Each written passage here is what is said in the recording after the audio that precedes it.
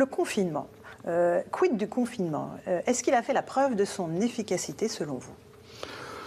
Alors, il y a deux choses. À titre individuel, non, on a montré l'inverse. Voilà, à titre individuel, il y a deux énormes études qui ont été faites, une en Espagne, une en Italie, qui sont bien faites, qui sont... moi, j'ai voulu la faire, mais malheureusement, c'était une chasse gardée de l'INSERM, donc je n'ai pas pu la faire, pour comparer les gens qui étaient... Mais j'ai des données quand même. Comparer les gens qui avaient été confinés à ceux qui n'ont pas été confinés pour voir si ceux qui étaient confinés étaient moins positifs que ceux qui n'étaient pas confinés. Et c'est l'inverse qu'on voit. Voilà. C'est-à-dire que les gens qui sont restés confinés étaient plus contaminés que ceux qui sont allés travailler. Oui.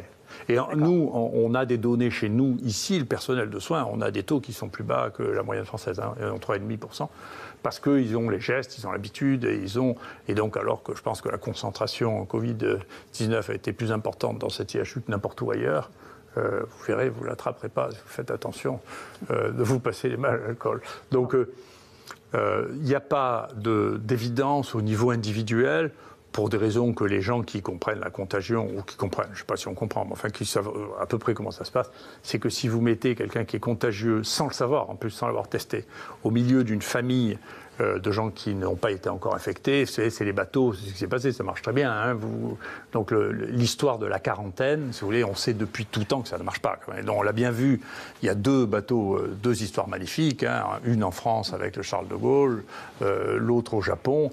On voit bien que si on laisse des gens infectés avec des gens qui ne sont pas infectés, à la fin, vous en avez un tiers ou la moitié qui finissent par devenir infectés. Vous faites ça dans une famille, c'est pareil.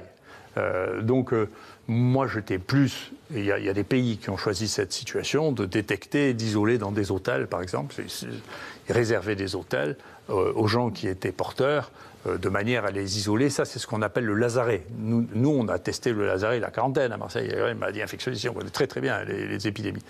Et le lazaret, ça marche bien. C'était les sanatoriums, ça marche très bien. Hein. On isole les gens qui crachent la tuberculose le temps qu'ils crachent, et quand ils ne crachent plus, ils ressortent. Vous voyez, ça évite qu'il y ait des tuberculoses autour.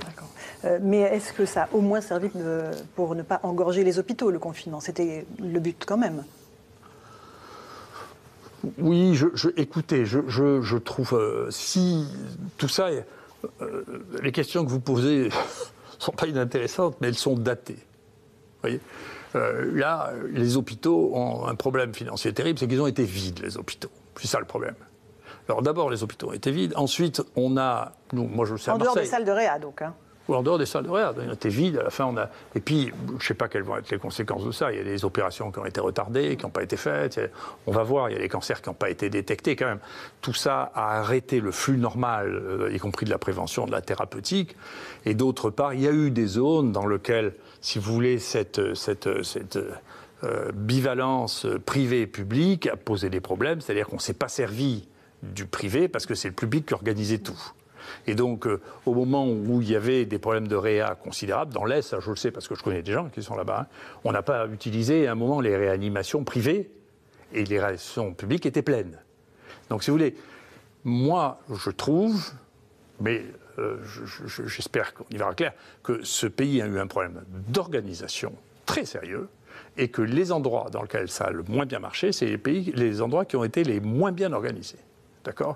Donc c'est pour ça d'ailleurs que je plaide pour les IHU, et je ne plaidais pas du tout pour les IHU, j'ai écrit il y a 20 ans, hein, pour qu'il y ait un IHU marseillais. Je pensais qu'il en fallait 7 dans le pays, et je pense qu'il y en a 7 dans le pays.